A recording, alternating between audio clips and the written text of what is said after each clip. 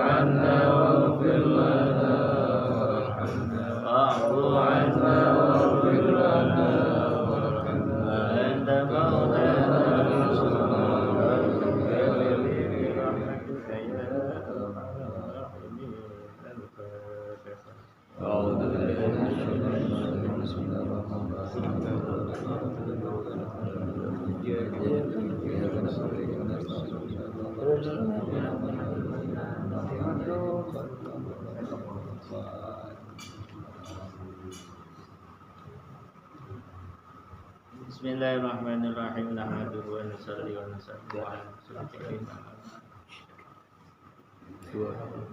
Faslun ajma'al muslimun an istihbabil jahri bil qira'ah fi sholati subhi wal jumu'ah wal aidain wal awliyaini wal awwaliyaini minal maghrib wal isya fi sholat tarawih wal witri aqibah.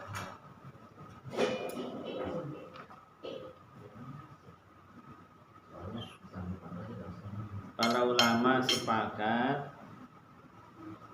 ada istihbabil jahri, menghukumi bahwa jahir di dalam sholat ya, membaca Al-Fatihah juga membaca surat itu hukumnya adalah sunnah atau bahasa istilahnya mustahab. Yang dimustahabkan itu di mana? Ada istilah jahir, ada istilah sir. Kalau jahir itu keras, kalau siri itu pelan. Nah itu tempatnya mengeraskan di mana, memelankan bacaan itu di mana. Yang pertama yang mustahab itu adalah fi sholati subhi, dalam sholat subuh 2 rakaat itu jahir ya.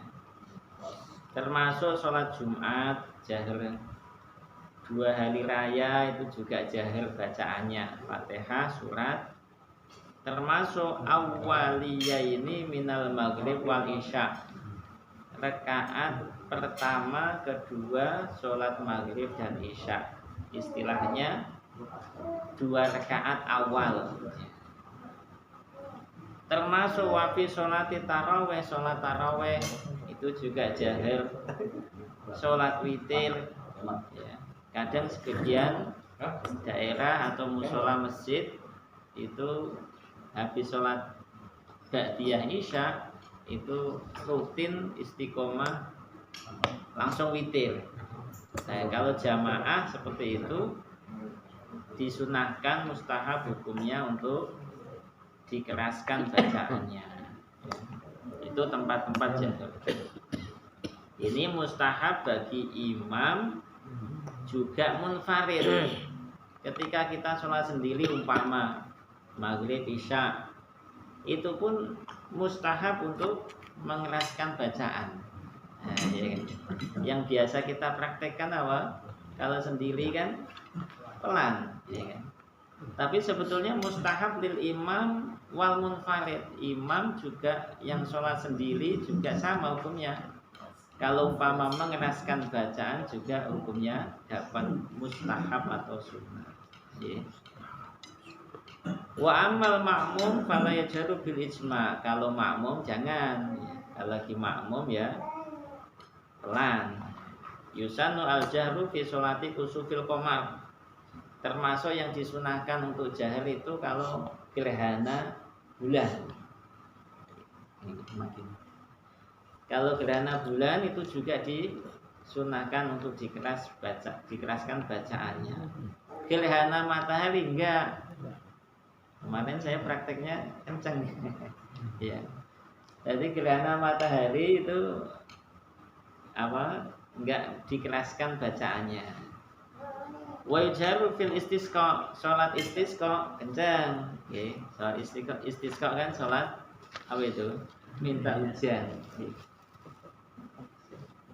Salat minta hujan itu disunahkan untuk jahir, istisqa istilahnya. La yajharu fil janazah, salat jenazah enggak boleh keras-keras ya. Idza suliyat bin nahar, kalau dikerjakan siang hari. Wa kadza fil laili, malam hari juga sama. Kalau kita sholat jenazah malam hari juga sama, enggak dikeraskan bacaannya. Wala yajharu fi nawafilin nahar wa ramadzukiram dzakarnahu. Sholat-sholat sunnah yang kita kerjakan siang hari, duha, qobliyah, ba'diyah, itu apa sholat tasbih siang hari umpama, sholat hajat siang hari umpama, itu juga enggak disunahkan untuk dikeraskan bacaannya. Yang dikeraskan itu sholat sunnah cuma 2 hari raya sama sholat istisqa, termasuk tadi gerhana matahari enggak ya. Sholat 2 hari raya istisqa itu yang disunahkan untuk dikeraskan bacaannya. Waqtala fa ashabuna fi nawafilil lail. Terus kalau umpama sholat sunnah malam bagaimana ya? Fal adhar annahu la yajhar. Pendapat yang paling diambil, yang masyhur itu enggak dikeraskan bacaannya sholat sunnah malam hari. Tapi tadi sudah disampaikan kan ya, mustahab lil imam wal munfarid. Bagi imam juga termasuk sholat yang sendirian itu juga disunahkan untuk dijaharkan bacaannya.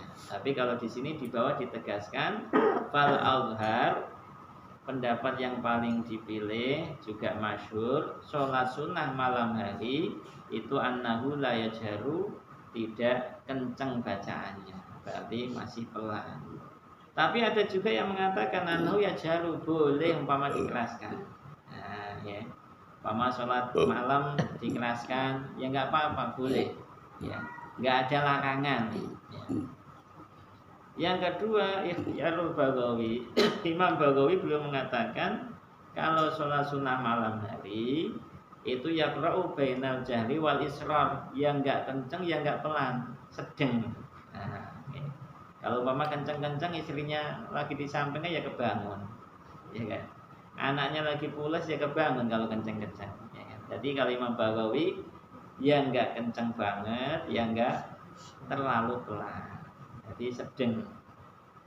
Terus sekarang umpama kejadian walau fatathu sholatun bil laili faqadhaha bin nahar. Sholat isya umpama kebablasan, ketiduran, belum sholat, bablas ternyata subuh. Nah, akhirnya ngondoi kapan? Ntar jam 9 lah. Nah, itu bagaimana ngondoknya? Padahal kalau sholat isya kan harus dikencengin. Ya, karena sholat malam. Ataukah mungkin sebaliknya, sholat zuhur bablas kelewat, ya kan? Mau ngondok ntar habis isya, tak ngondok sholat zuhur. Kan sholat zuhur itu sholatnya enggak kencang, tapi di kondoknya di malam hari. Itu bagaimana kita keraskan ataukah kita pelankan kalau umpama ngondoknya di siang ataukah ngondoknya di malam? Maka ini yang diutamakan adalah waktu ngondoknya. Ya. Kalau umpama ngondoknya malam hari, waktu duhur itu, duhur kelewat, ngondoknya di malam hari. Biasanya sebagian ulama itu ada yang membiasakan ahli kampungnya, kalau Ramadan waktu sahur, sebelum sahur itu ngondok 5 waktu sholat. Berarti kalau umpama 30 hari dapat 30 sholat duhur gitu loh ya. Jadi ada yang sebagian begitu, waktu sahur ngondok 5 waktu. Zuhur, asar, maghrib, isya, subuh. Itu sholatnya dikencengin. Ya karena Mas Imam ini dikatakan apa? Dilihat dari waktu ngondoknya, bukan sholatnya. Karena sholat zuhur ditaruh di waktu sahur akhirnya pelan. Ataukah sebaliknya sholat isya ngondoknya di waktu siang hari akhirnya dikencengin, kan itu kan? Ya, jadi enggak seperti itu. Jadi yang dilihat waktu ngondoknya kapan. Kalau memang sholat isya di kondoknya siang hari ya ikut pelan. Atau umpama sholat duhur di kondoknya di malam hari maka keras, dijahilkan. Tahu ya? Nah, ini. Walau jaharu fi maudil israr, kejadian sekarang ada harusnya pelan malah kencang sholat duhur. Umpama gitu ada kejadian kan. Ataukah asar fi maudil jahri, harusnya kenceng malah diem sholat isya atau maghrib gitu. Maka ini ya nggak apa-apa, sholatu shahihah, sholatnya tetap sah. Hanya saja dia melakukan perkara yang makruh. Nah itu ya. Jadi harusnya kenceng kan sunahnya, tapi kok nggak kenceng, berarti hukumnya makruh. Sholatnya sah nggak apa-apa, sholatnya sah. Ya kayak mungkin baru makan jengkol cuman dikumur-kumur tapi bau jengkolnya masih ada, sholat makruh hukumnya. Ya umpama kayak sholat tuh pakai lengan pendek itu boleh, ya nggak apa-apa, boleh aja. Tapi hukumnya makruh. Kayak pakai kaos bergambar kayak Pak Makmun itu boleh sholat, boleh nggak apa-apa. Tapi hukumnya makruh. Ataukah nggak pakai peci gundulan gitu kan, sah-sah aja sholatnya. Tapi hukumnya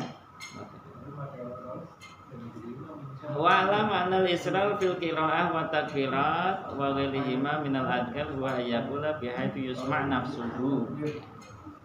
Terus umpama pelan itu kan ya. Dalam membaca Al-Fatihah juga surat-suratan itu pelannya seperti apa gitu.